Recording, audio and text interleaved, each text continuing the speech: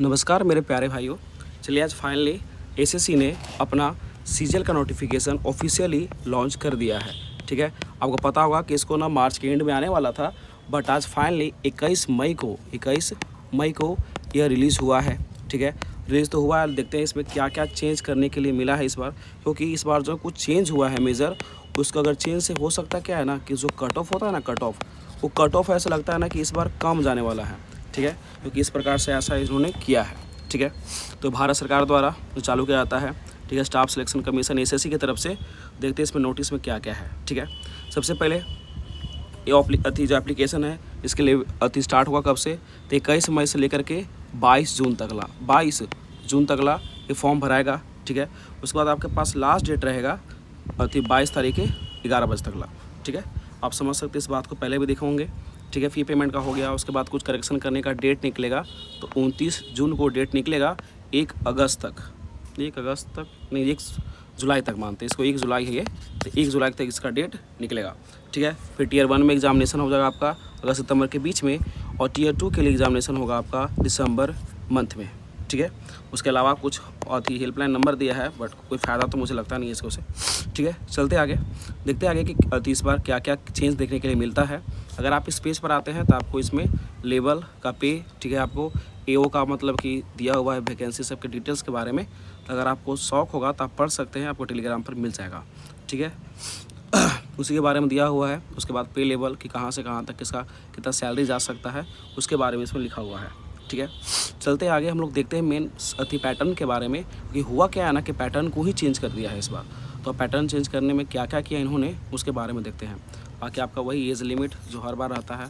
ठीक है, age limit बाकी आपको देख सकते हैं कि कितने टाइम के बच्चे यानी कि डेट ऑफ बर्थ वाले इसको भर सकते हैं। उसके अलावा इस बार इंडिया, नेपाल और भूटान के लोग भी। ठीक है, चलिए कोई बात नहीं, आगे चलते हैं, आगे देखते हैं, समझते हैं। आपको एज का मतलब ना कि छूट भी मिलता है, जो आप यहाँ पढ़ सकते हैं। अगर आप SC/ST से है तो आपको 5 साल का छूट मिलेगा, OBC 3 साल से, बाकी PWD समझ रहे हैं आप तो उसको से मिल जाएगा। बट ये सब मेन हमारे लिए नहीं है, मेन जो चेंज हुआ है हम उसके बारे में बात करने वाले हैं इस वीडियो में। ठीक है, और वो क्या है, तो हम लोग का चेंज हो चुका है सिंपली आपका जो सेक्शन वाइज जो एग्ज़ाम होता है ना उसमें, और उसमें क्या क्या चेंज हुआ है देखते हैं।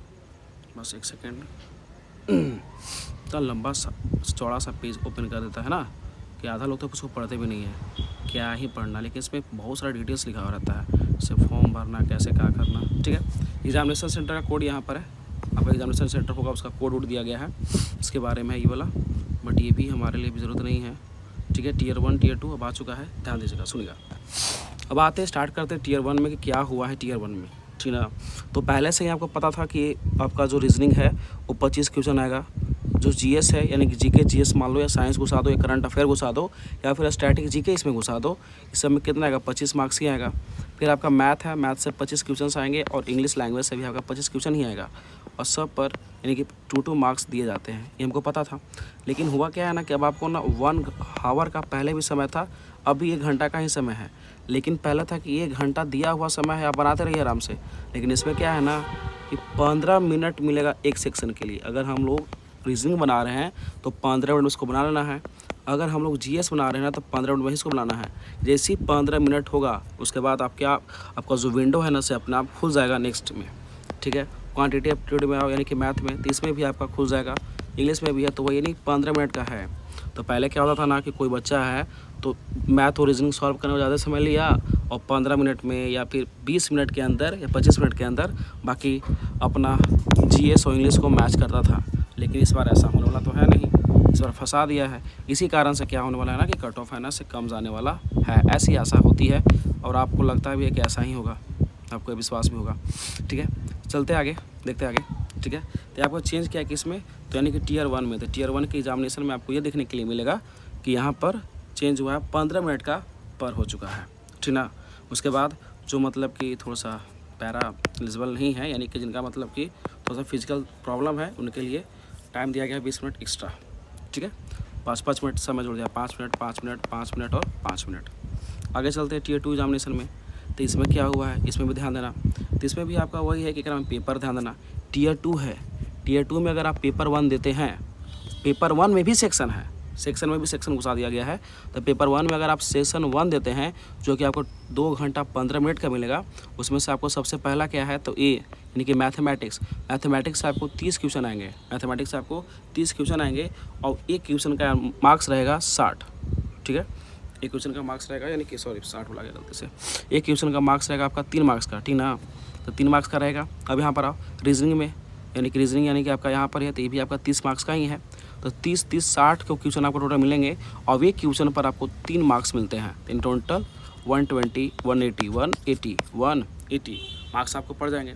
और 180 मार्क्स के लिए आपको ना 1 घंटा का टाइम मिलता है, जिसमें आपको मैथ के लिए 30 मिनट एंड आपको रीजनिंग के लिए भी 30 मिनट का ही समय दिया जाएगा।